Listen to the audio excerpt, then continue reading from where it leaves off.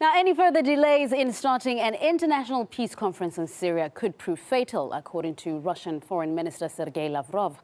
This comes as the number of civilian fatalities rises in the war-torn country amid disturbing reports of 450 Kurds being killed by militants in northeastern Syria. Now, the Syrian government is keeping its grip of a larger area in the south of the country. A huge section of the population here belongs to President Assad's Alawite Muslim sect, while the rebels, most of them representing the Sunni majority, are in control of a large chunk of the north of the northern provinces stretching to the Iraqi border to the east. And there are many Al-Qaeda affiliated groups in the ranks of the opposition tucked in the eastern corner.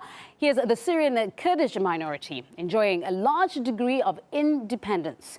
But the enclaves in other areas have become the targets of heavy attacks from Al-Qaeda-linked fighters.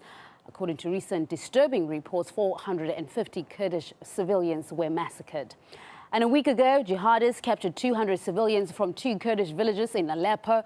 Syria's Kurds are raising the alarm over ethnic cleansing by groups connected to Al-Qaeda. It comes amid reports the militants are about to announce an independent Islamic state in northern Syria. Now, RT correspondent in the region, Irina Galushko, is following developments.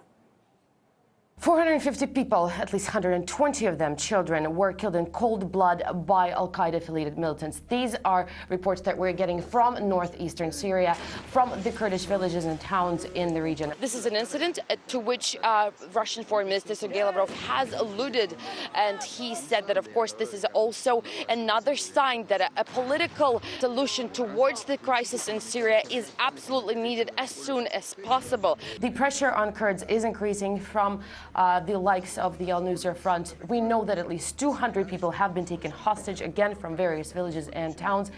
And we have spoken to one of the men whose relatives are in one of the villages and were among those who have suffered at hands of the Al-Qaeda-affiliated groups. The Al-Nusra militants and other rebel forces surrounded the village. They started going from door to door, entering every house. If there were any men, they killed them and took women and children hostage.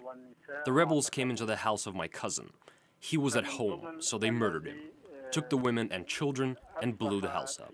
The Kurds are very protective of the land that they have been living in for literally hundreds of years. This was a territory, and Kurds are spread out over this particular area of the region where Syria, Turkey, and Iraq sort of come together.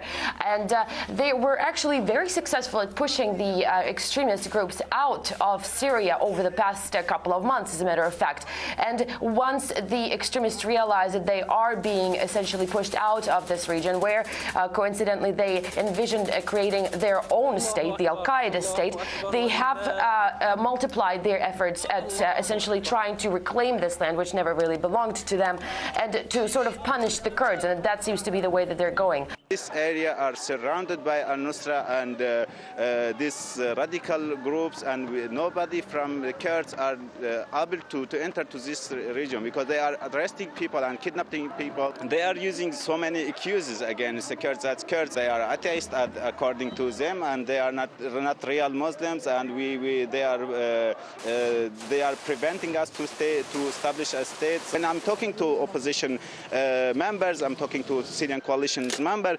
they told me, yeah, but Kurds are trying to independ, and it wasn't a good idea. That's why Al-Qaeda is attacking. That means he confirmed these attacks, and he are using this attack as Al-Qaeda as umbrella to attack Kurds. So it does look at this point like the situation in northeastern Syria with Kurds and the likes of the Al-Nusra Front seems to be spiraling out of control. And of course, we'll be keeping a very close eye on it as it develops.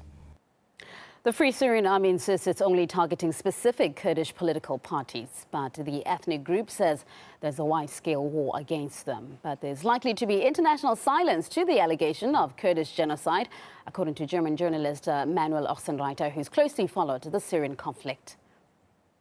I don't expect any international reaction except an oral protest right now. I don't think so, because there are international interests, especially the geopolitical interests of Turkey, who is a very important NATO member. We shouldn't forget that NATO troops, also German troops, are now at the Turkish-Syrian border with Patriot rocket systems heading against Syria. So we have Turkey on this side, and as long as Turkey plays this important role in this conflict, I don't think that there will be any serious international reaction. A former Al-Qaeda member stated that the leader of the Nusra Front is working close with the CIA, and we have other information from the Kurdish popular defense units who claim that the Nusra Front is also organized and supported by the Turkish intelligence. And I think this is not a coincidence when we know how the Kurds are treated in Turkey itself.